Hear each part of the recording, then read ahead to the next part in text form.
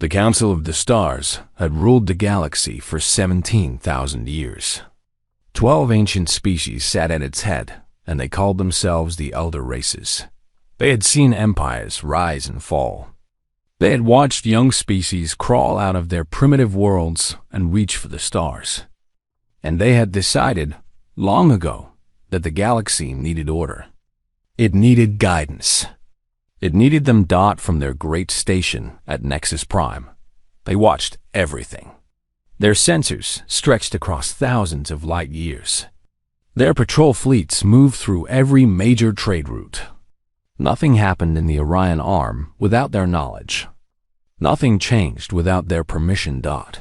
So when the sensors detected something strange coming from an unremarkable yellow star in a quiet corner of the galaxy, the Council paid attention. The star was called Sol by the creatures who lived on the third planet orbiting it.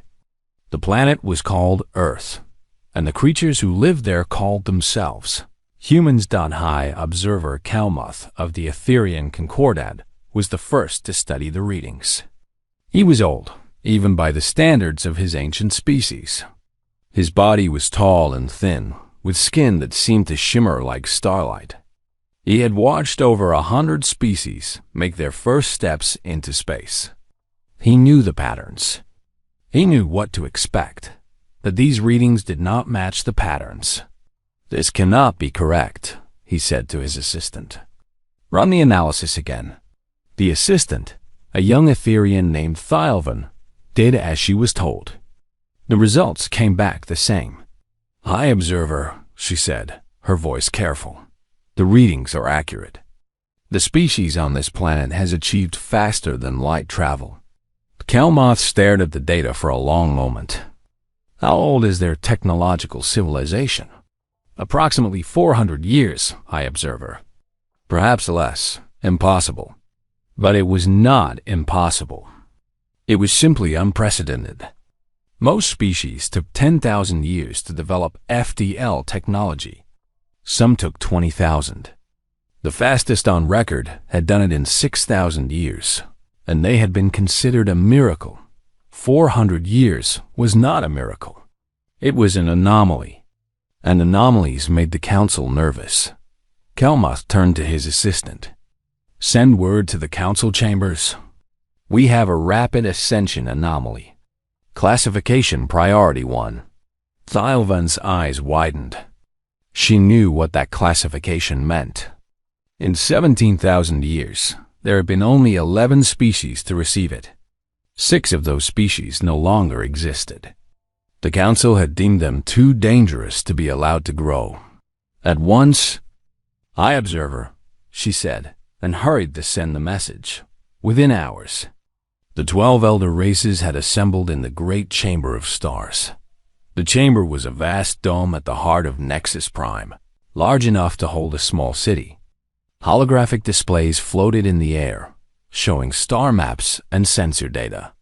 At the center, 12 thrones arranged in a circle held the representatives of the most powerful species in the galaxy. Speaker Varan of the Lithari spoke first. His body was made of living crystal, and his voice sounded like stones grinding together. "We have reviewed the data. The humans present a potential threat to galactic stability." "Potential threat?" Warlord Sithax of the Krethian Empire let out a harsh laugh. His scales were the color of dried blood, and his teeth were sharp enough to tear through metal. "They are insects. Their planet is small. Their population is limited. They pose no threat to anyone." The Krethian said the same about the Velthari. Ambassador Seelan of the Aquari reminded him. Her voice was soft, like water flowing over stones. "The Velthari destroyed 3 of your colony worlds before they were stopped." Sithax growled but said nothing. The memory of the Velthari was still a fresh wound to his people. High Observer Kalmuth raised a hand for silence. "The question is not whether the humans are a threat today. The question is what they might become tomorrow. They have achieved in 4 centuries what takes other species 10,000 years. If this rate of advancement continues, they will surpass us all within a single millennium." The chamber fell silent. 1,000 years was nothing to the elder races. Some of them had lived longer than that. But the idea that a young, primitive species could surpass them in such a short time was deeply troubling. "We must send an envoy," said Minkeeper Oryx of the Veshan Collective. His voice echoed strangely, as if many people were speaking at once. "We must assess them directly, learn their nature, understand their intentions." "And if their intentions are hostile?" Sivax asked. "Then we deal with them as we have dealt with others," Kalmuth replied. His voice was calm, but there was something cold beneath it. The guided development protocol exists for a reason. Some species are simply too dangerous to be left to their own devices. The vote was unanimous. An envoy would be sent to Earth. The humans would be observed, evaluated, and judged. If they were found worthy, they would be welcomed into the galactic community. If not, the Council would take appropriate measures. Ambassador Thalvan was chosen for the mission. She was young, intelligent, and had a gift for understanding alien minds. She was also expendable, though no one said this out loud. If the humans proved hostile, her death would provide justification for stronger action. Her ship, the Starlight Whisper, left Nexus Prime the following day. The journey to Earth took 3 weeks at maximum FTL speed. During that time, Thalvan studied everything the Council knew about humanity. It was not much.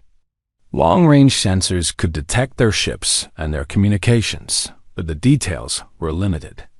What she could see was troubling. The humans had fought many wars among themselves. Their history was filled with violence and conflict. They had developed weapons of mass destruction and had actually used them against their own kind.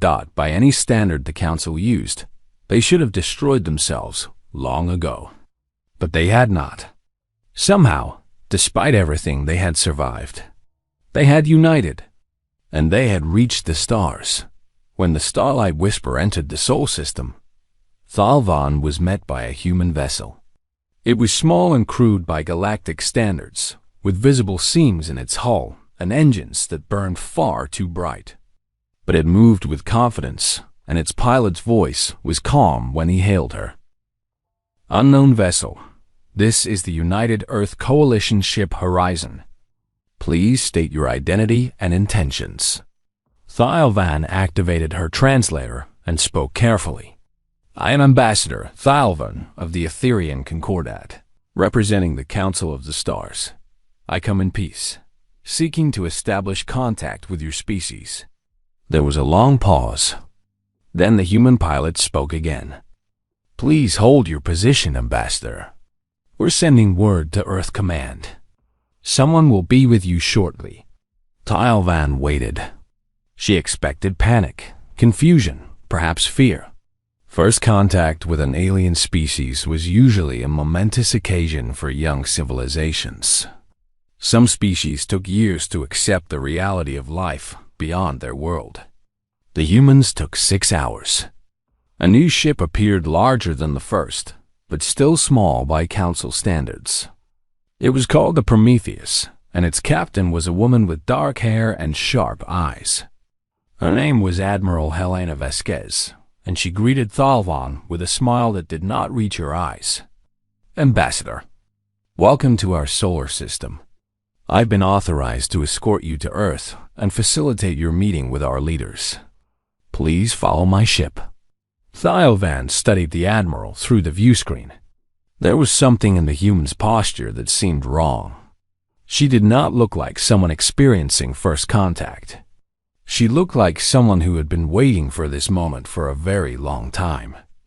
"Thank you, Admiral," Thalvan said. "I look forward to meeting your people." The journey to Earth took only a few hours. As they approached the planet, Thalvan saw more human ships, dozens of them, orbiting the planet and moving between the various stations and habitats that surrounded it. Their technology was clearly inferior to anything the Council possessed, but there were far more ships than she had expected. She landed at a facility on the planet's surface, in a region the humans called Geneva. She was met by a delegation of human officials, led by a man named Ambassador David Chun. He was older than Admiral Vasquez, with gray in his hair and lines on his face, but his eyes were sharp and intelligent. "Ambassador Thalvan," he said, bowing slightly. "On behalf of the United Earth Coalition, welcome to our world. We are honored by your visit." The greeting was perfect, polite, formal, exactly what diplomatic protocol required. Too perfect, Thalvan thought, as if they had practiced it many times. "Thank you, Ambassador Chun," she replied. "The Council of the Stars has long observed your species with interest. Your rapid advancement has impressed many among the elder races." "We have worked hard," Chun said. "Humanity has a talent for solving problems quickly when we put our minds to it." Thalvan spent the next several weeks on Earth. She met with human leaders, scientists, and military commanders. She toured their cities, their factories, and their research facilities. She asked many questions, and the humans answered them all with perfect courtesy. But something felt wrong. The humans were too calm, too prepared. First contact should have been a shock to their civilization, but they acted as if it was simply another diplomatic visit. Their leaders knew exactly what questions to expect. Their scientists had explanations ready for every inquiry. Their military commanders spoke openly about their weapons and defenses, showing off their fusion reactors and their ballistic missiles with an almost theatrical pride. It was, Thalvan realized, a performance. They were showing her exactly what they wanted her to see. Nothing more, nothing less. She tried to dig deeper. She requested access to classified facilities and restricted documents. The humans politely refused, citing security concerns. She asked about rumored research programs and secret projects. The humans smiled and said they had no idea what she was talking about. Admiral Vasquez was her constant companion during these visits. The woman was unfailingly polite, always helpful, and absolutely impenetrable. Thalvan had spent her entire career reading alien minds, understanding alien cultures. But Vasquez gave nothing away. Her smiles were walls. Her courtesy was armor. On her final day on Earth, Thalvan met with Ambassador Chun one last time. "I must return to Nexus Prime and make my report to the Council," she said. "They will wish to know my assessment of your species." Chun nodded. "And what will you tell them?" Thalvan hesitated. She knew what she should say. The humans were primitive. Their technology was crude. They posed no threat to the Council or to galactic stability. That was what the data showed. That was what she had seen. But that was not what she felt. "I will tell them that humanity is a remarkable species," she said carefully. "You have achieved much in a short time. The Council will be very interested in your potential." Chen's smile was thin. "I'm sure they will." The Starlight Whisper departed Earth the following morning. As Thalvan watched the blue planet shrink in her view screen, she could not shake the feeling that she had missed something important. The humans were hiding something. She was certain of it. But she had no proof, no evidence, nothing to show the Council. She would have to hope that her suspicions were wrong. The Council received her report 3 weeks later. She told them everything she had observed: the human technology, their social structures, their military capabilities. She described their history of warfare and their capacity for violence. And she shared her concerns, her sense that the humans were not as simple as they appeared. High Observer Kelmoth listened in silence. When she finished, he nodded slowly. "Your observations are noted, Ambassador. But your concerns are based on feelings, not facts. The evidence suggests that humanity is a typical young species, aggressive, perhaps, but limited in their capabilities. They are not a threat to us. But High Observer, the Council has already reached its decision," Kelmoth interrupted. "Humanity will be summoned to Nexus Prime for formal evaluation. We will assess their fitness for membership in the galactic community, and we will take appropriate action based on our findings."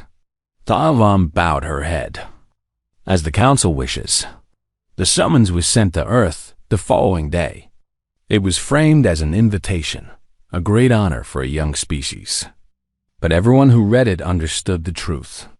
Humanity was being called before the council to be judged. And if that judgment went against them, there would be consequences. On Earth, Ambassador David Chun received the summons in his office. Admiral Vasquez stood beside him, reading over his shoulder. "So," she said quietly, "it begins." Chun nodded. "Sooner than we expected. But we're ready, are we?"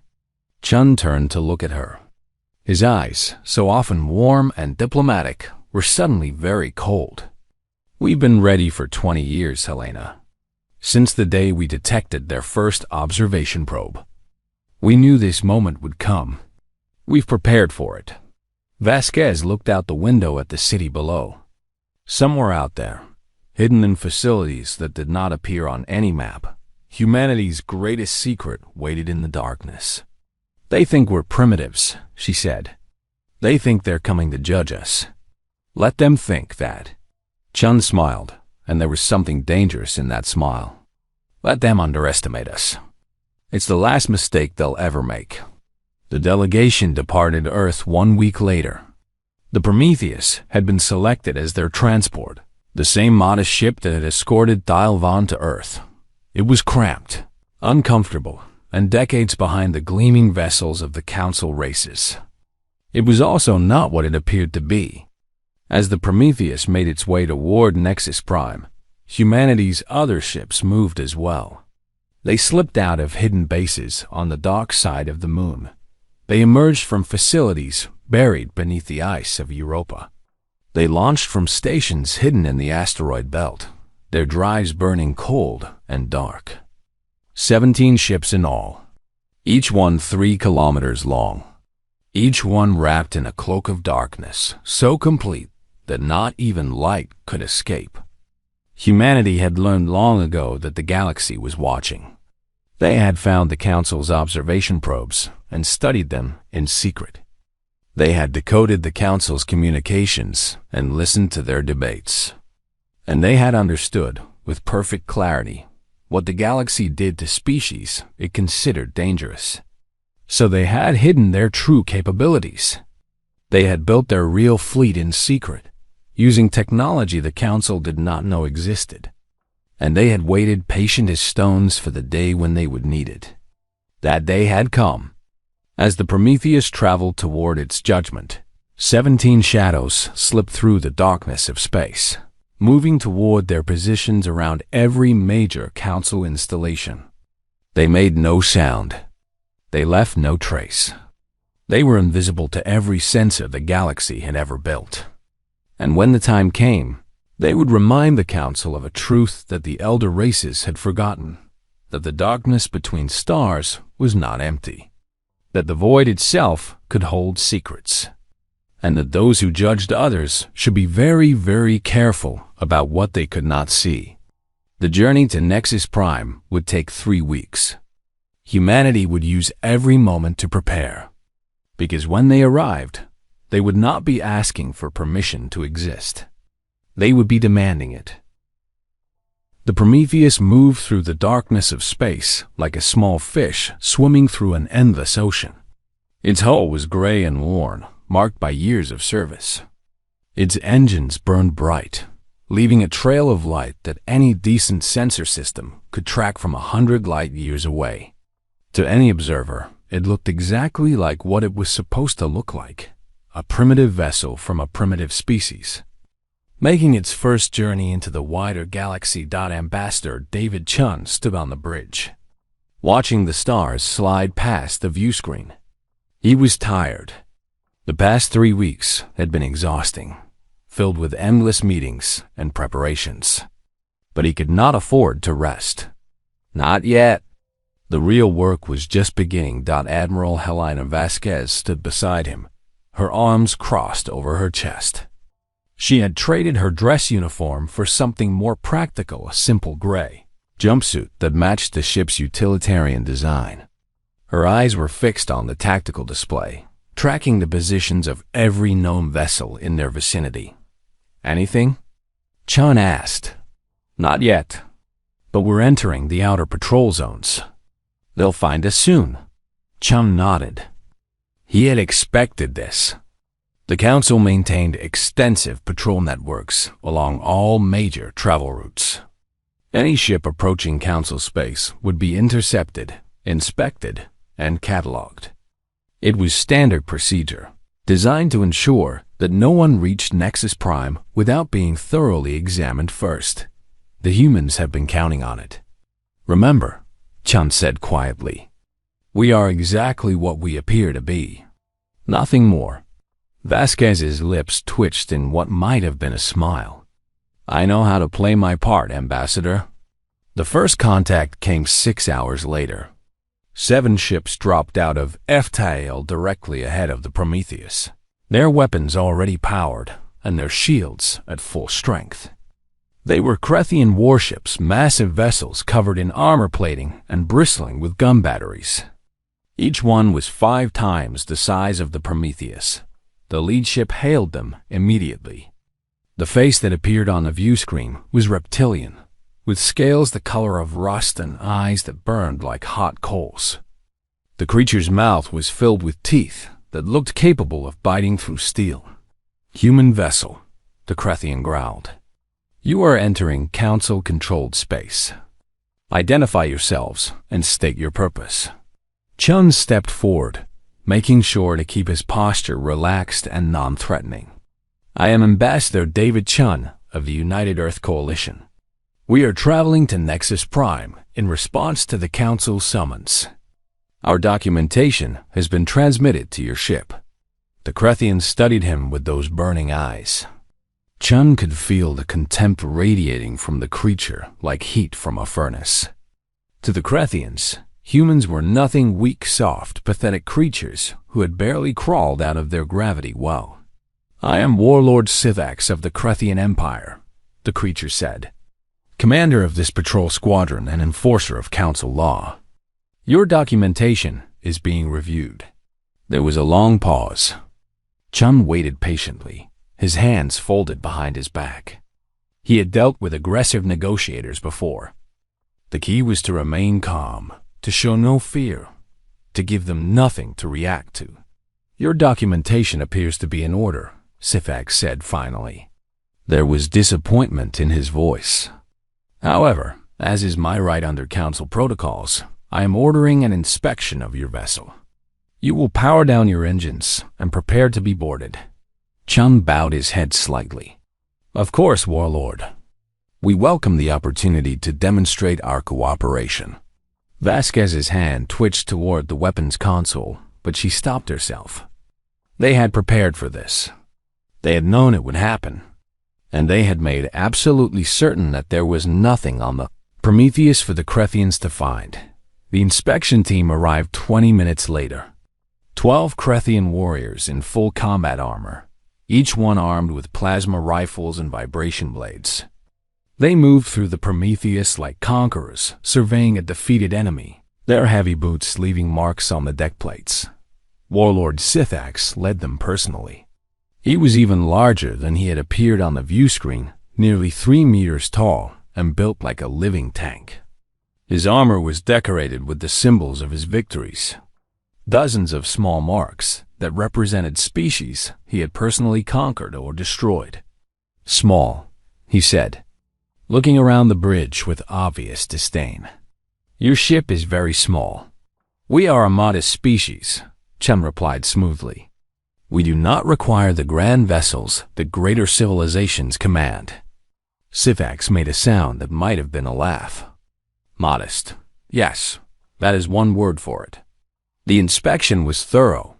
The Krethians went through every room, every storage compartment, every maintenance tunnel.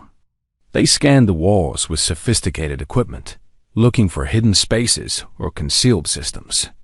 They examined the reactor core, the engine systems, the weapons arrays. They found exactly what they expected to find. The Prometheus was powered by a standard fusion reactor, ancient technology by Council standards, but functional.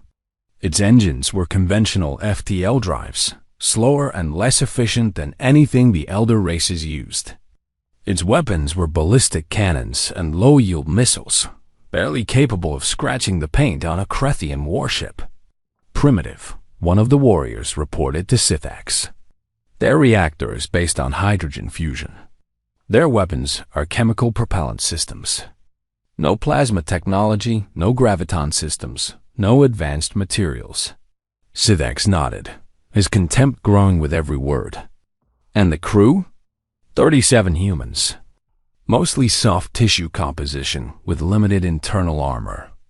Average strength is approximately 1/5 of a Krethian warrior. They would not survive 10 seconds in close combat. The warlord turned to Chun, his eyes gleaming with amusement. Your species is weak, Ambassador. I have conquered entire civilizations with a single battalion. What could you possibly hope to offer the Council? Chun kept his expression carefully neutral. We offer our willingness to learn and our desire for peaceful cooperation. Peace. Sithax spat the word like a curse. The weak always speak of peace. It is what you say when you have no strength to fight. He stepped closer to Chun, looming over the human ambassador like a predator examining its prey. Chun did not move, did not flinch. He simply looked up at the massive alien and waited. I could kill everyone on this ship without effort, Sithax said quietly. I could destroy your vessel with a single shot from my weakest gun. You understand this, yes? I understand that you have the power to do so, Chun agreed. But I also understand that you are bound by Council law, and that harming a diplomatic envoy would bring consequences even the Krethian Empire would not wish to face. Sithax stared at him for a long moment. Then, unexpectedly, he laughed a harsh, grating sound that echoed through the bridge. You have courage, human. Foolish courage, but courage nonetheless. Perhaps your species is not entirely without value. He turned away, gesturing for his warriors to follow. The inspection is complete. Your vessel carries nothing of interest. You may proceed to Nexus Prime. As the Krethians departed, Chun allowed himself to breathe again. Beside him, Vasquez's hands were clenched into fists.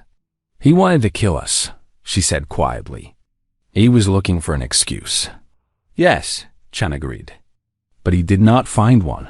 What if he had looked harder? What if he had scanned deeper? Chun smiled slightly. Then he would have found nothing, because there is nothing to find. The Prometheus is exactly what it appears to be. Vasquez nodded slowly. She understood. The Prometheus was a sacrifice, a decoy designed to be inspected, examined, and dismissed. Its crew had volunteered for this mission, knowing that they would be the public face of humanity. The harmless primitives that the Council expected to see. The real fleet was somewhere else entirely as the Krethian warships moved away. The Prometheus continued its journey toward Nexus Prime. Chun returned to his quarters to rest, knowing that the easy part was over. The inspection had confirmed everything the Council believed about humanity. They were weak. They were primitive. They were not a threat. It was exactly what humanity wanted them to believe. Deep in the darkness of space, far from any patrol route or sensor network, the Nemesis continued its silent journey. It moved without light, without heat, without any signature that conventional sensors could detect. Its hull was made of materials that did not exist in any Council database, alloys forged in the hearts of artificial singularities, infused with properties that defied conventional physics. Captain Marcus Stone stood on the bridge, watching the holographic display that showed their position relative to the Prometheus. They were 3 light-years apart, moving on parallel courses, yet completely invisible to each other. Status report, he said quietly. All systems operating at optimal efficiency, Captain. His first officer, Commander Sarah Kim, checked her displays. Dark matter containment is stable. Null point generators are charged and ready. All weapon systems are on standby. Stone nodded. The Nemesis was the first of its kind, a vessel designed and built in absolute secrecy over the course of 2 decades. Its drive system used dark matter manipulation to warp space itself, allowing it to travel faster than any conventional FTL drive while producing no detectable energy signature. Its weapons were even more impressive. Null-point annihilators that could punch through any known shield or armor.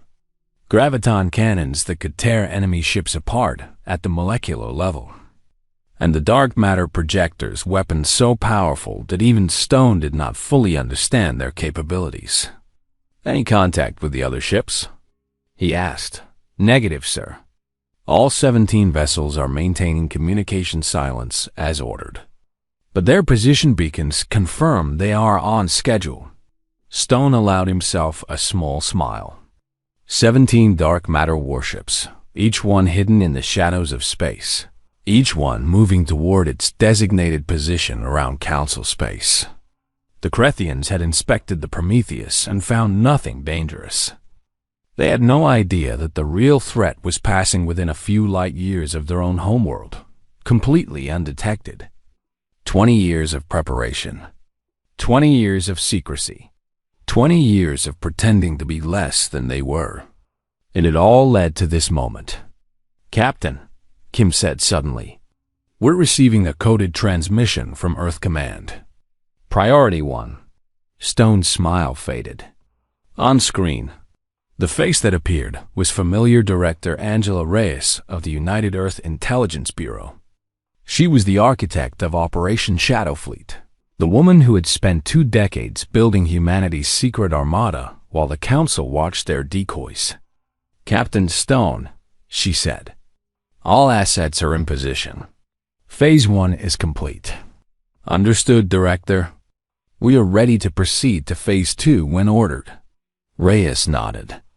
"Ambassador Chun will reach Nexus Prime in approximately 2 weeks. At that time, the Council will begin their formal evaluation of humanity. Intelligence suggests they intend to implement the Guided Development Protocol." Stone's jaw tightened. He knew what that meant. The Guided Development Protocol was the Council's polite term for forced submission. They would occupy Earth's solar system, suppress human technology, and control human population growth. Humanity would become a subject species, allowed to exist only at the Council's pleasure. "They will not implement anything," he said quietly. "No," Reyes agreed. "They will not. When Ambassador Chung gives the signal, you will decloak and take position over Nexus Prime. The other ships will do the same at their assigned locations. The Council will see what we have built, and they will understand that humanity is not a species to be controlled. And if they resist," Reyes's eyes were cold, "then we will demonstrate that our weapons are not for show. But that is a last resort, Captain. Our goal is deterrence, not destruction. We want the Council to fear us enough to leave us alone, not so much that they decide we must be eliminated." Stone understood. It was a delicate balance. Show too little strength, and the Council would dismiss them. Show too much, and they would become a threat that had to be destroyed at any cost. Humanity needed to be powerful enough to demand respect, but not so powerful that they inspired terror. "We will be ready," he said. Reyes nodded once, and the transmission ended. Stone turned to look out the viewport at the darkness of space. Somewhere out there, the Prometheus was traveling toward its judgment, carrying diplomats who would face the contempt of the entire galaxy. They would be mocked, dismissed, and threatened. They would endure it all with patience and dignity, knowing that their moment was coming. And when that moment arrived, the darkness would open, and the Council would learn that humanity had been hiding in plain sight all along. The journey continued. Days passed, then weeks. The Prometheus crossed into Council space proper, passing dozens of alien vessels and stations. At each encounter, the humans were polite, cooperative, and utterly unremarkable. They answered questions, submitted to inspections, and accepted the condescending treatment of their hosts with grace. Word spread through the Council's communication networks. The humans were coming. They were weak, primitive, and posed no threat. The Crethians had confirmed it personally. There was nothing to fear from this young species. On Nexus Prime, the elder races prepared for the formal evaluation. It would be a simple matter: assess the humans, determine their potential, and implement appropriate controls. The guided development protocol had been used many times before. Some species adapted to it well, becoming productive members of galactic civilization. Others resisted and were dealt with accordingly. The Council had no doubt that humanity would fall into one of these categories. They were too weak to resist, too primitive to pose a threat, too young to understand the reality of galactic politics. They were wrong. As the Prometheus entered the Nexus system and began its approach to the Great Station, Chun stood on the bridge and looked at the massive structure filling the viewscreen. It was beautiful. He had to admit, a monument to everything the elder races had achieved over 17,000 years of galactic dominance. "There it is," Vasquez said quietly. "The seat of power for half the galaxy." "Yes," Chun agreed. "And soon, they will learn that power is not the only thing that matters." He touched the communicator at his belt, a simple device that looked like any standard human technology. But built into its circuits was something the Council's sensors could never detect: a quantum-entangled transmitter, connected directly to the Nemesis and every other ship in the Dark Fleet. When he pressed that button, everything would change. But not yet. First, they had to play their part. They had to endure the Council's judgment, accept their condescension, and wait for exactly the right moment. Humanity had been patient for 20 years. They could be patient a little longer. The Prometheus docked at Nexus Prime, and the human delegation stepped out onto the station. They were met by dozens of alien faces, all looking at them with curiosity, contempt, or indifference. They were escorted through corridors designed for species far larger than humans, past wonders of technology that should have left them speechless. Chun walked with his head high, his expression calm, his every movement projecting nothing but peaceful intent. Inside, his heart was pounding. Inside, he was counting down the hours until the universe changed forever. The Council was waiting. The judgment was about to begin, and humanity was ready. Nexus Prime was the largest structure humanity had ever seen.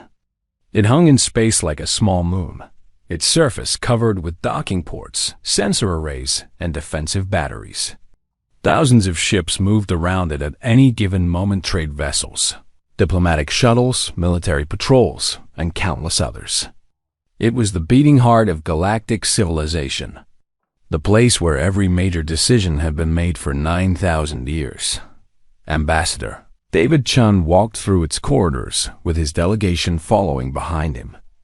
Admiral Vasquez was at his side, her eyes constantly moving, taking in every detail of their surroundings. Behind them came a small group of aides, scientists, and security officers, all carefully selected to present exactly the right image. The corridors were enormous, built to accommodate species far larger than humans.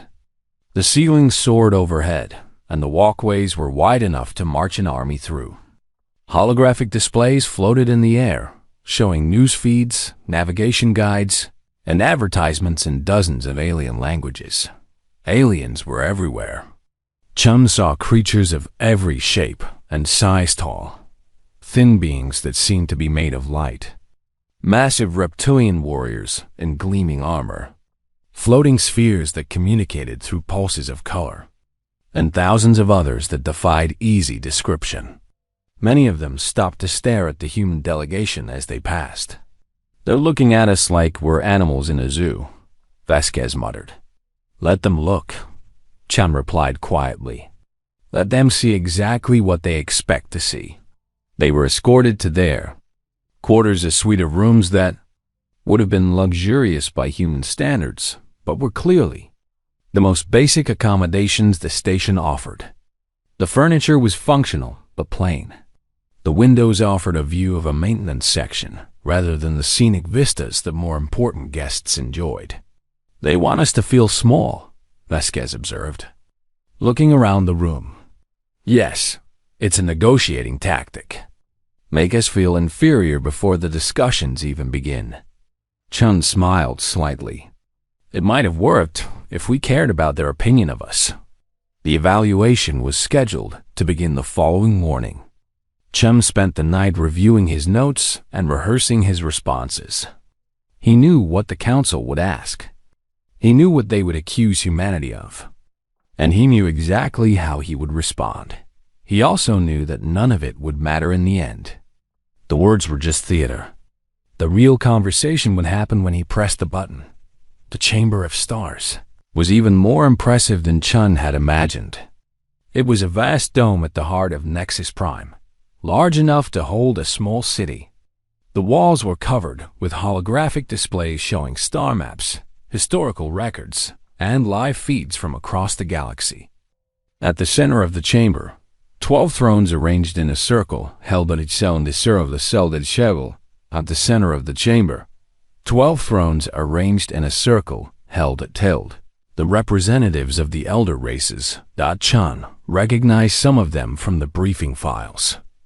High Observer Kelmoth of the Etherian Concordat sat on a throne of crystallized light, his shimmering form radiating calm authority. Warlord Sithax of the Krethian Empire occupied a seat made of dark metal, his scales gleaming under the chamber's lights. Ambassador Seelan of the Aquari floated in a sphere of water, her fish-like body moving gracefully as she watched the proceedings. And there were others. The silicon-based Lithori, whose bodies were made of living crystal. The Vatian Collective, whose representatives seemed to be many minds sharing one form. The ancient Eternary, who had lived so long that they barely seemed to notice the passage of time anymore. These were the beings who had ruled the galaxy for 17,000 years.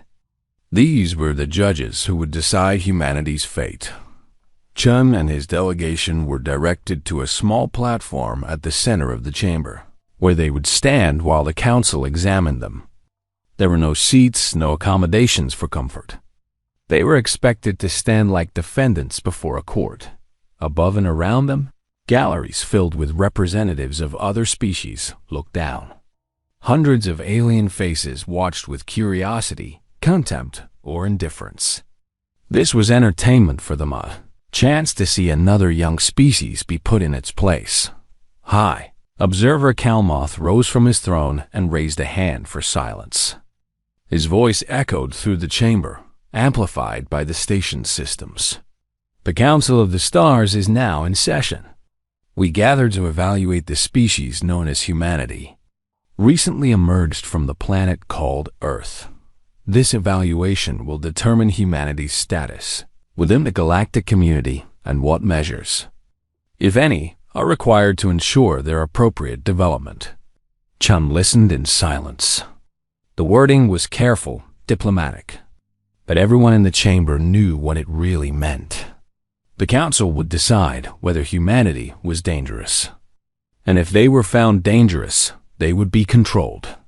Ambassador Chun, Kelmoth continued, you may speak on behalf of your species. Tell us why humanity deserves a place among the stars. Chun stepped forward. He had prepared this speech carefully, knowing that it would be remembered, though not for the reasons the council expected. Honored elders, he began. Humanity is grateful for this opportunity to present ourselves before the council. We are a young species, as you have noted. We have much to learn about the galaxy and the civilizations that inhabit it. He paused, looking around the chamber at the thousands of faces watching him. But we have also learned something in our short history. We have learned that the universe is vast and often hostile. We have learned that survival requires strength, adaptability, and the willingness to work together. We have learned that peace is precious, but that it must be protected. Pretty words, Warlord Sithax interrupted. But words are cheap, human. Your species has a history of violence that rivals any in the galaxy. You have fought countless wars among yourselves. You have developed weapons of mass destruction and actually used them against your own kind. How can you speak of peace when your history is written in blood? Chun nodded calmly. You are correct, Warlord. Our history is indeed filled with conflict. We do not deny this, but we would point out that conflict has also driven our advancement. Every challenge we have faced has made us stronger, smarter, and more determined. We have learned from our wars. We have grown beyond them. The species that stands before you today is not the same as the one that fought those ancient battles. So you claim, Sithax growled. But claims are easily made. What proof can you offer that humanity has truly changed? We offer the proof of our presence here, Chun replied. We could have stayed on our world, isolated and alone. We could have turned our violent nature outward, conquering the stars by force. Instead, we chose to answer the Council's summons. We chose to come in peace, seeking cooperation rather than conflict. Speaker Varan of the Lithori spoke next, his crystalline voice sharp and cold. You speak of choice, but what choice did you truly have? Your technology is primitive. Your military capabilities are negligible. You could not conquer anything, even if you wished to. You come in peace because you have no other option. Chun was about to respond when another voice cut in. The question is not what humanity can do today, said Minkeeper Arx of the Veshan Collective. The question is what they might become tomorrow. Their rate of advancement is unprecedented. In 4 centuries, they have achieved what takes other species 10,000 years or more. If this continues, they will surpass us all within a single millennium. The chamber stirred at these words. Chun could feel the mood shifting. The Council was not just evaluating humanity's present capabilities. They were afraid of humanity's potential future. This brings us to the heart of the matter, Kelmoth said, his voice grave. The Council has discussed humanity's situation at length. We have considered the evidence, the history, and the projections. And we have reached a conclusion. He paused, letting the tension build. Humanity represents a rapid ascension anomaly. This classification has been applied to only 11 species in the Council's history. In each case, special measures were required to ensure galactic stability.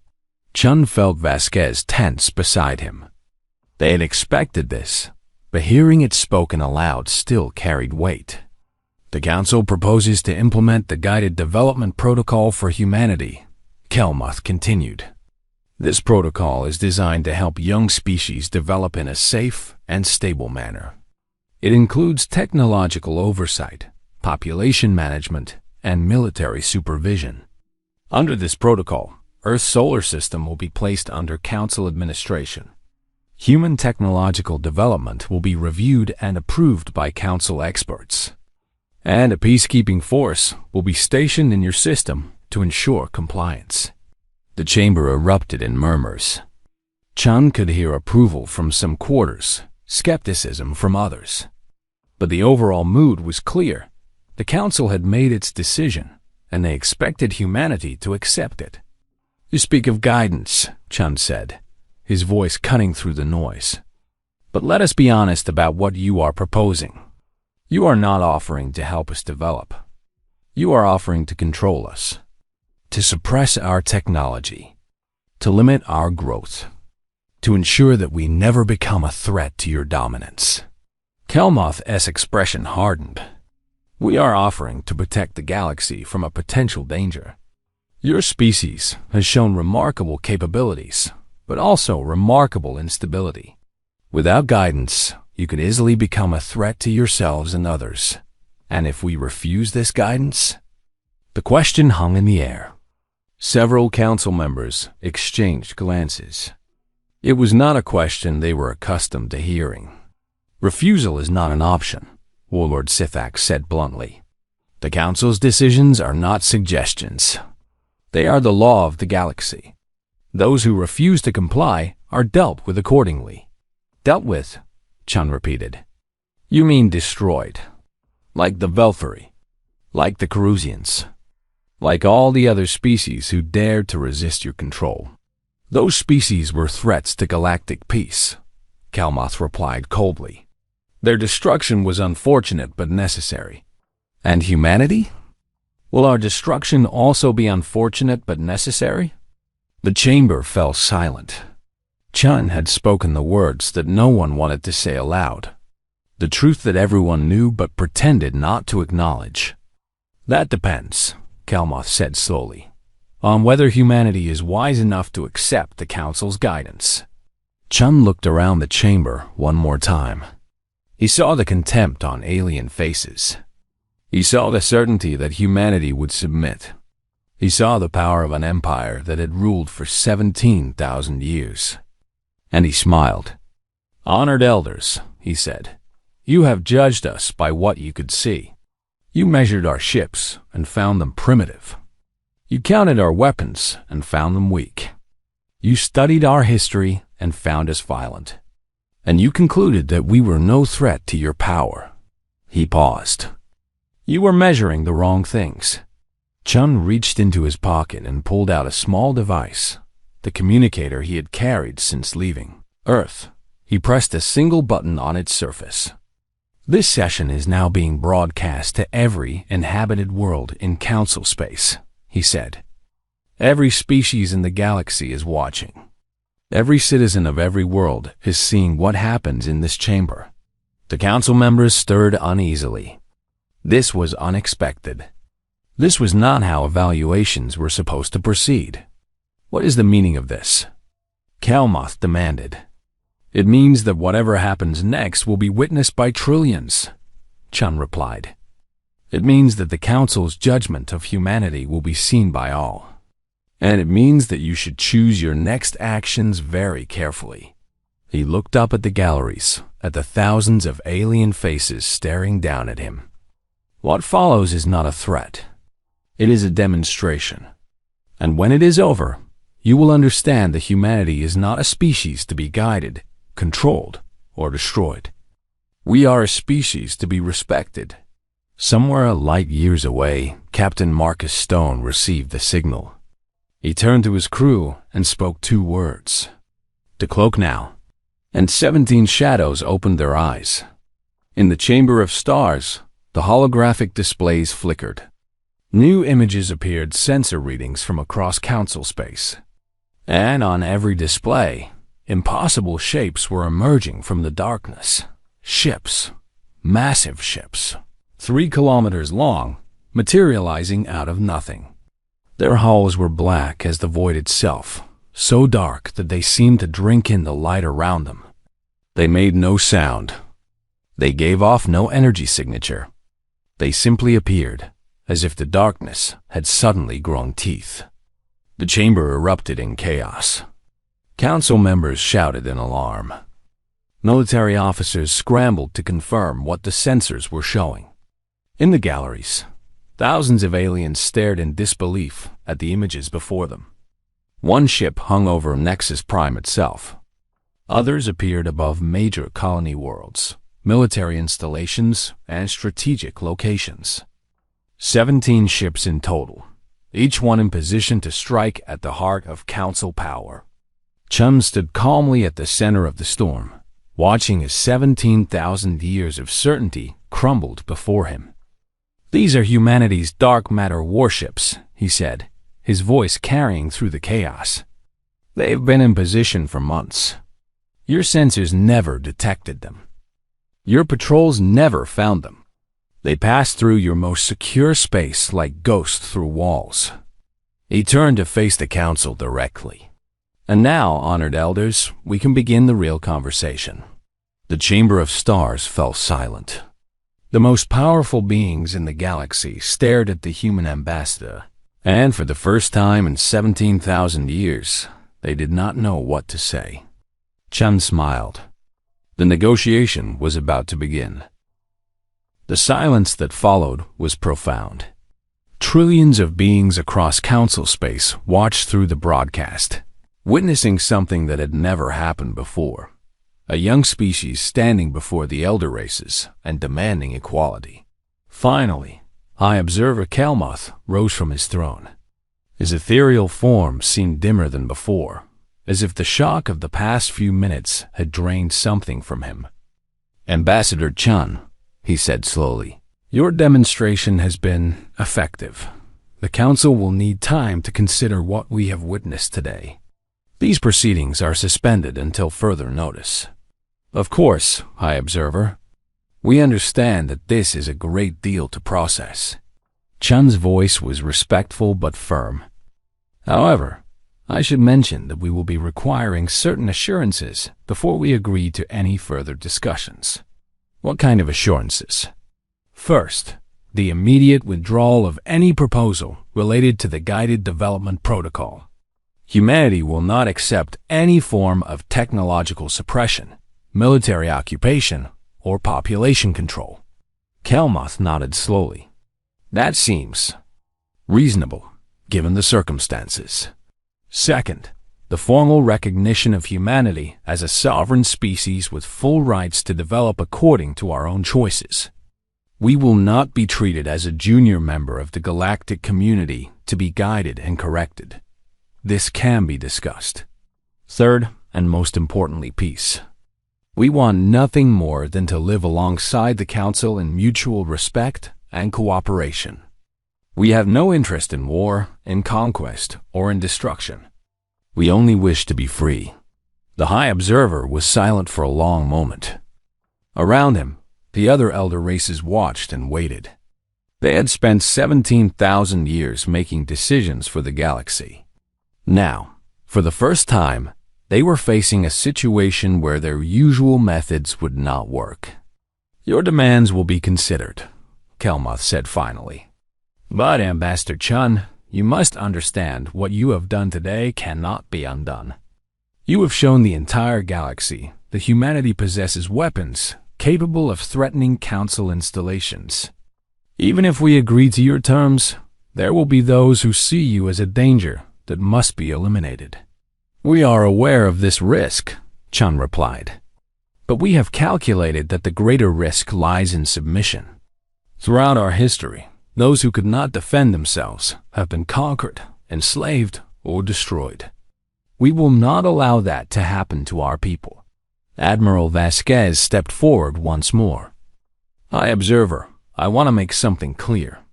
The Dark Matter Fleet is a defensive force. Its purpose is to ensure that humanity cannot be threatened, conquered, or controlled. We have no intention of using these weapons unless we are forced to do so." She looked around the chamber, addressing not just the Council, but all the beings watching through the broadcast. "But if anyone, whether Council or otherwise, attempts to harm Earth or its people, they will discover that humanity is not as helpless as we appear. We have spent 20 years preparing for this moment. We have built ships that your sensors cannot detect, weapons that your shields cannot stop, and technology that your scientists cannot understand." She paused. "We do not want to use these capabilities, but we will if we must.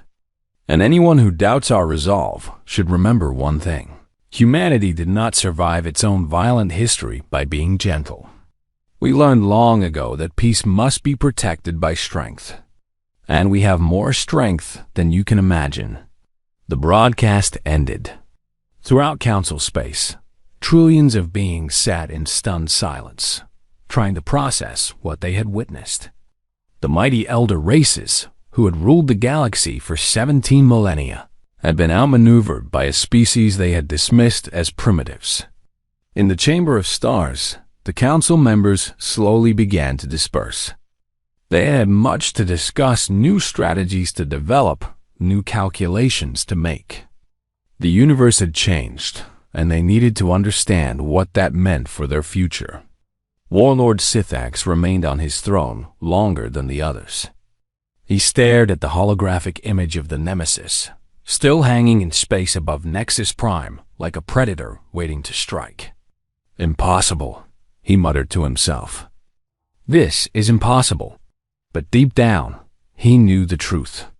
He had spent his entire life believing that the Krethians were the greatest warriors in the galaxy.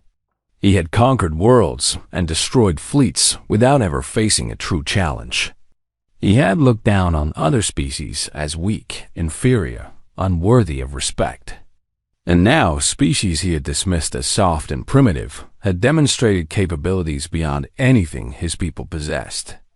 They had hidden in the darkness of space for months, watching, waiting, planning, and he had never suspected a thing.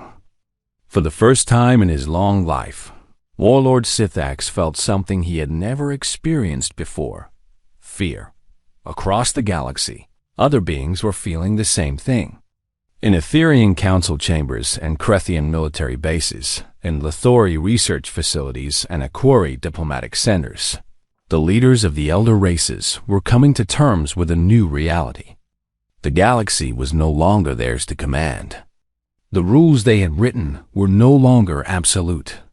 And somewhere in the darkness between stars, humanity was watching, waiting, and ready. The age of the elder races was not over, but it had changed forever, and humanity was just getting started. The silence in the Chamber of Stars was unlike anything that had ever occurred in its 9,000-year history.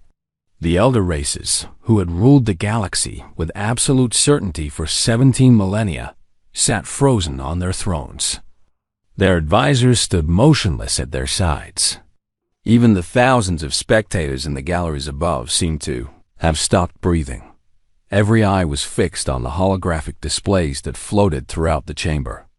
The images showed the same thing from different angles.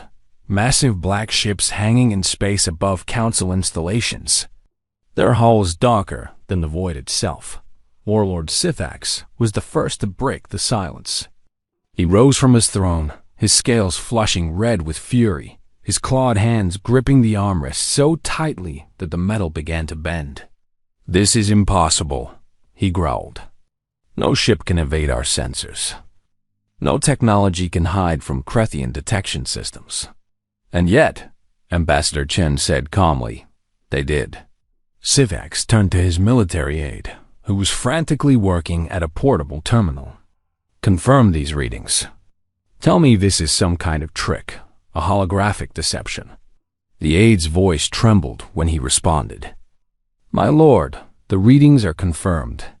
All 17 vessels are real. They are holding position exactly where the displays show. And they are..." He paused, checking his data again. "They are not registering on any of our standard sensors.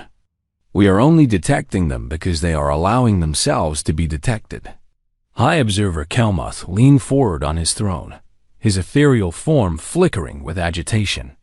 "Ambassador Chun, you will explain this immediately. How did your species develop this technology? Where did these ships come from?" Chun clasped his hands behind his back and looked up at the elder race without fear. "I could explain, High Observer, but I think it would be better if you heard it from someone with more direct experience." He turned to Admiral Vasquez, who stepped forward to stand beside him. Her expression was calm, professional, and absolutely confident. She looked up at the council as if they were fellow officers rather than the rulers of half the galaxy. "I am Admiral Helena Vasquez of the United Earth Coalition Navy," she said. "I am also the overall commander of the operation you are witnessing. What you see in your displays is the Dark Matter Fleet Humanity's answer to the question you never thought to ask." "What question?" Kelmuth demanded. "The question of what humanity was really doing while you were watching us build our decoy fleet." Vasquez touched a control on her wrist, and new images appeared on the chamber's displays. They showed the Nemesis, the ship currently holding position above Nexus Prime, in detail. Its design was unlike anything the Council had ever seen. There were no visible engine ports, no weapon batteries, no sensor arrays. Just a sleek black hull that seemed to absorb light itself. For 20 years, Vasquez continued, we knew the Council was watching us. We detected your observation probes. We decoded your communications. We understood exactly what you thought of us primitives to be studied, cataloged, and eventually controlled. She paused, letting her words sink in. So we gave you what you expected to see. We built fusion reactors while our real scientists were harnessing dark matter. We developed conventional weapons while our real engineers were creating null-point annihilators. We launched crude FTL ships while our real fleet traveled by bending space itself. Ambassador Seelan of the Aquari spoke, her voice rippling through the water sphere that surrounded her. You speak of dark matter manipulation. This is a theoretical field that our best scientists have studied for thousands of years. They concluded that practical applications were impossible. The energy requirements alone would require harnessing the output of an entire star. Your scientists were wrong, Vasquez replied simply. Or rather, they were limited by their own assumptions. They assumed that dark matter manipulation required external power sources. We discovered that dark matter itself could be used as a power source, an infinite, self-sustaining reaction that generates more energy than it consumes. The chamber stirred with disbelief. What Vasquez was describing violated every principle of physics that the elder races understood. Impossible, Speaker Varan of the Lithori declared. What you describe would require knowledge beyond anything our civilizations have achieved. Yes, Vasquez agreed. It would. And we achieved it anyway. That is what humanity does, Speaker Vora. We find solutions that others consider impossible. We break through barriers that others cannot even see. Warlord Sithak slammed his fist against his throne. Enough talk. These ships of yours, what are their capabilities? What weapons do they carry? Vasquez turned to face the Krethian warlord directly. There was no fear in her eyes, no hesitation. She looked at the massive reptilian warrior as if he were simply another obstacle to be overcome. Each dark matter warship is 3 kilometers in length, she said. Their primary armament consists of null-point annihilators, weapons that generate targeted singularities capable of destroying any known material, including the exotic alloys used in Council warship armor. Their secondary weapons include graviton cannons, which can tear apart molecular bonds at a distance of several 100,000 kilometers. She paused. But their most significant capability is not offensive. It is their ability to exist undetected. The dark matter field that surrounds each ship does not simply hide their energy signatures. It renders them invisible to all known forms of detection. We could park a ship inside your home system for years, and you would never know it was there. The implication hung in the air like a blade. If humanity could hide ships inside Council space undetected, they could strike anywhere at any time. No defense network could stop them. No early warning system could detect them. The entire military structure of the Council was suddenly obsolete. You mentioned your ships have been in position for months, Kalmoth said slowly. Is this true? It is. The Nemesis has been orbiting Nexus Prime for 93 days. The Thanatos has been holding position above the Krethian homeworld for 87 days. The Acheron has been patrolling the Etherian core systems for over 100 days. Vasquez met the High Observer's gaze without flinching. We have been here, watching you, for longer than you can imagine. And you never knew. Chun stepped forward again, taking over from the Admiral. What we have shown you today is not meant as a threat. It is meant as a demonstration. You intended to judge humanity and find us wanting. You intended to implement your guided development protocol and reduce us to a subject species. But you cannot guide what you cannot control. and you cannot control what you cannot see. He looked around the chamber, meeting the eyes of the elder races one by one. We do not seek war with the Council. We do not wish to conquer your worlds or destroy your civilizations. We only wish to be left alone, to develop according to our own vision, to make our own choices, to determine our own future. And if we refuse? Warlord Sithax demanded. If the Council decides that humanity's actions today constitute an act of war, then you will discover that what we have shown you today is only a fraction of our capabilities. The words hung in the air. Sithax stared at the human ambassador, searching for signs of bluff or deception. He found none. You would threaten the Council? He said finally. You would risk the destruction of your entire species for the sake of your pride? It is not pride, Chun replied. It is survival. You have shown us how you treat species that cannot defend themselves. You have shown us what happens to those who submit to your guidance. We have studied your history, Warlord. We know what the Council has done to species it considers dangerous. He stepped closer to the center of the chamber, his voice carrying to every corner of the vast space. Humanity has one simple message for the Council. We are not your subjects. We are not your students. We are not your threat. We are your equals. And we will be treated as such.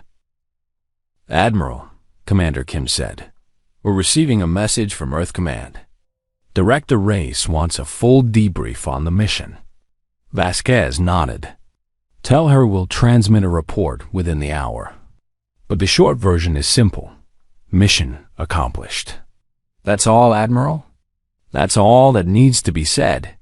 Vasquez allowed herself a small smile. We came. We showed them what we could do, and we got what we wanted. Humanity is safe. Earth is free. The Council knows better than to threaten us.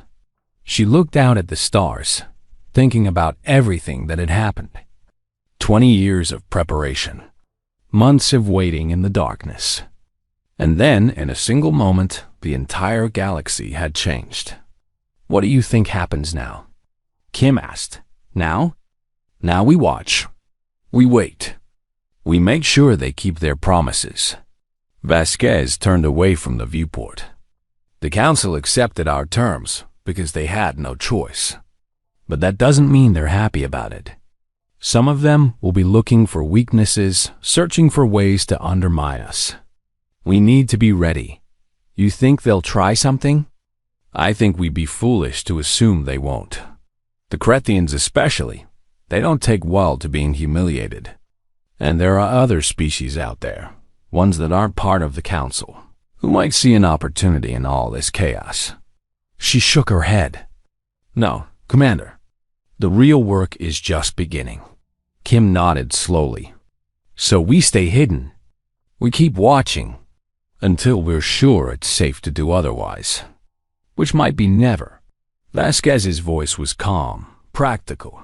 The voice of someone who had spent her entire career preparing for the worst. Humanity showed the galaxy our teeth today. Now we have to make sure no one ever forgets that we can bite. Back on Earth, the news of the treaty spread quickly. Celebrations erupted in cities around the world. People gathered in the streets, cheering and crying and embracing strangers. For the first time in 20 years, they could speak openly about what had been hidden. They could be proud of what their species had accomplished. Ambassador Chen watched the celebrations from his office in Geneva. He was exhausted, more tired than he had ever been in his life. But there was a smile on his face as he looked at the reports coming in from around the world.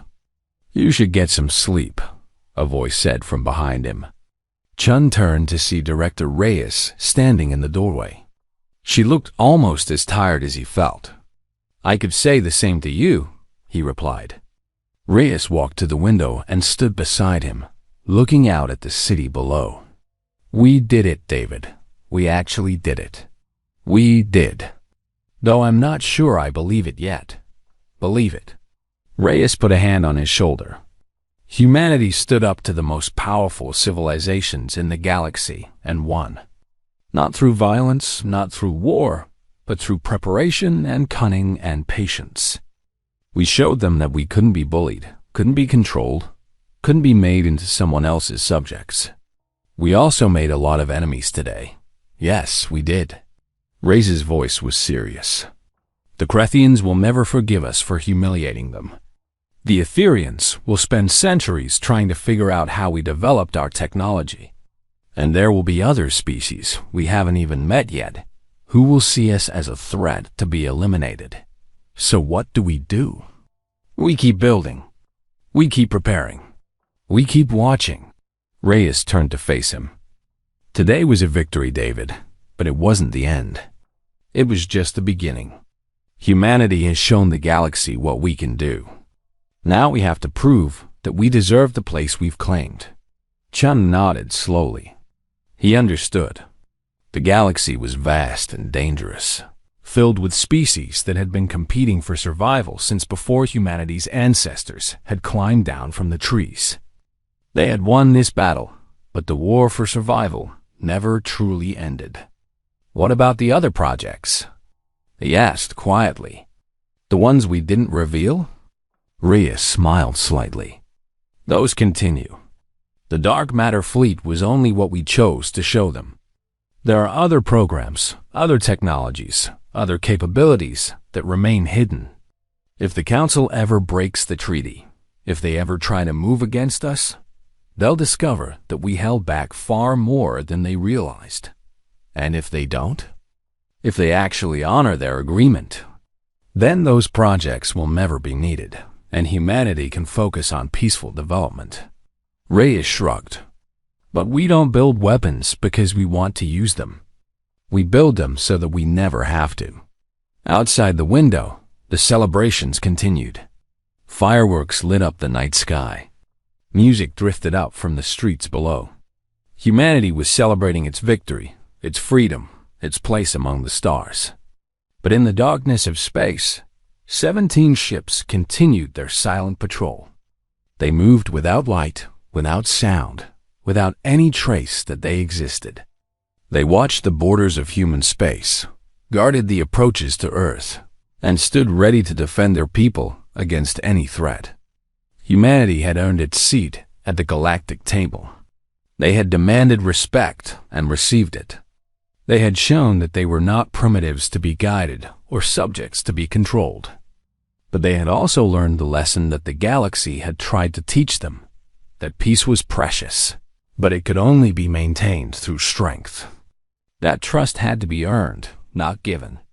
That the darkness between stars held dangers that never slept. And so humanity would never forget to be watchful. They would smile at diplomatic functions and sign treaties in good faith and work toward a better future. But they would always remember the moment when they had stood alone before the judgment of the elder races. They would remember the looks of contempt on alien faces, the certainty that humanity would submit, the assumption that they were too weak to resist. And they would remember how wrong those assumptions had been.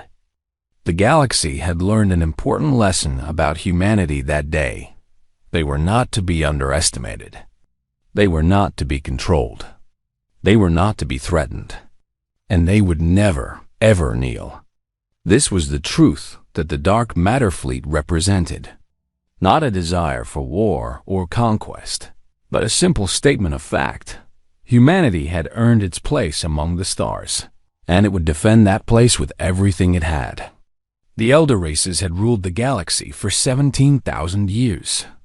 They had built an empire of order and control, where every species knew its place, and those who resisted were destroyed. But now there was a new power in the galaxy, a species that had hidden in the darkness, watching and waiting and preparing. A species that had turned its violent history into a weapon of survival. A species that refused to accept the limits others tried to place upon it. Humanity had arrived, and the galaxy would never be the same. The days following humanity's demonstration were the most turbulent in Council history. Emergency sessions were called.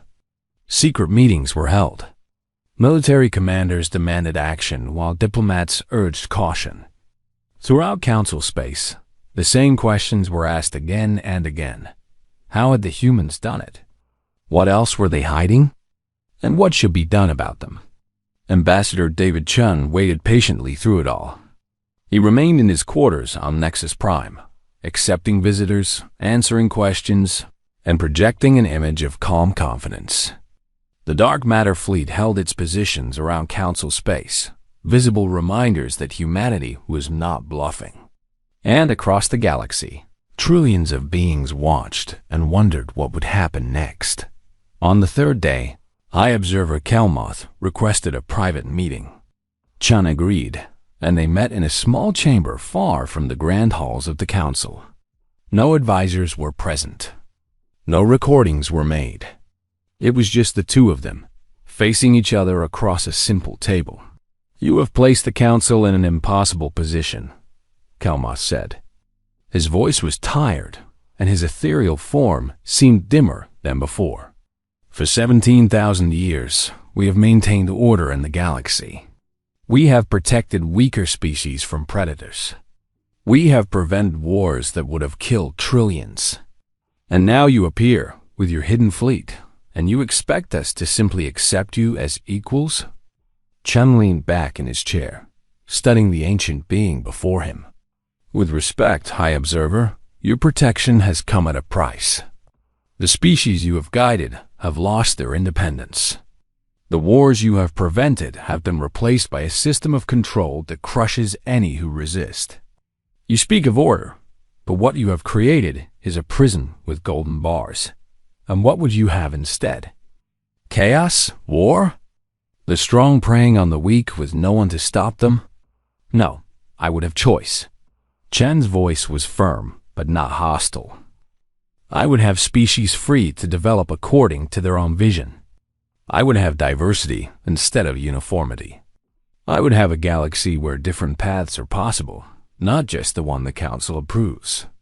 Kelmoth was silent for a long moment. When he spoke again, his voice was softer, almost sad. "You do not understand what we have prevented. You do not know the horrors that existed before the Council brought order. Species that consumed other species for food. Civilizations that existed only to destroy. Wars that lasted for millennia and killed more beings than currently exist in the galaxy. We have studied your history," Chun replied.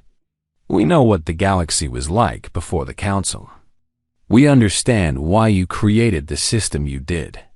But that does not mean it is the only system possible. And it does not mean it is the right one for humanity. Then what do you propose?"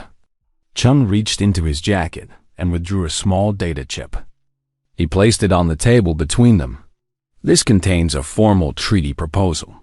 It outlines the terms under which humanity would be willing to enter into a relationship with the Council. Not as subjects, not as students, but as partners." Kelmoth looked at the chip but did not touch it. "What kind of terms?" "Full sovereignty for humanity's territory. No Council interference in human development or policy. No military presence in human space without explicit permission. In return, humanity agrees to respect Council space, abide by reasonable diplomatic protocols, and work toward peaceful cooperation on matters of mutual interest." "And the dark matter fleet?" "It remains. It is our guarantee that these terms will be honored. As long as the Council respects our sovereignty, our ships will pose no threat to anyone. But if anyone attempts to harm Earth or its people..." Chun let the sentence trail off. The High Observer was quiet for a long time. Finally, he reached out and took the data chip. "I will present this to the Council. I cannot promise they will accept it, but I will argue in your favor." He paused. "You should know, Ambassador, that there are those among the elder races who believe the only solution is to destroy humanity before you become too powerful to stop. I am aware. That is why the fleet remains in position. And if they attack? If the Council decides that the risk of allowing humanity to exist is too great, Chun met his eyes without flinching. Then the galaxy will learn exactly how dangerous humanity can be when threatened. But I do not believe it will come to that. The Council has survived for 17,000 years by being practical, by recognizing when fighting is pointless. And fighting humanity now would be pointless. You cannot defeat what you cannot find. And you cannot find what does not wish to be found. Kelmoth nodded slowly. You have thought this through carefully. We have had 20 years to think it through. Every possibility, every contingency, every scenario. This is not a bluff, High Observer. This is a carefully planned strategy designed to achieve one goal: humanity's survival and freedom. Nothing more, nothing less. The meeting ended soon after. Kelmoth returned to the council chambers with the treaty proposal, and Chun returned to his quarters to wait. The debate lasted for 5 days. Chun received updates through various channels, some official, some not. The Krethians demanded war. The Etherians counseled caution. The Lithori wanted to study humanity's technology. The Aquari sought compromise. Each elder race had its own interests, its own fears, its own vision of what should be done. But in the end, practical concerns won out. The dark matter fleet was too powerful to ignore and too hidden to fight. Attacking humanity would mean risking catastrophic losses with no guarantee of victory.